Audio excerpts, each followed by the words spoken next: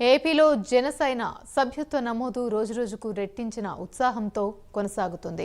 ఇప్పటికే 10 లక్షలు క్రాస్ అయ్యాయి జనసేన సభ్యత్వాలు. మరో వారం రోజుల్లో 15 లక్షలకు చేరే ఛాన్స్ ఉందంటున్నారు. వైసీపీ నుంచి జనసేనలోకి చేరుతున్నారు.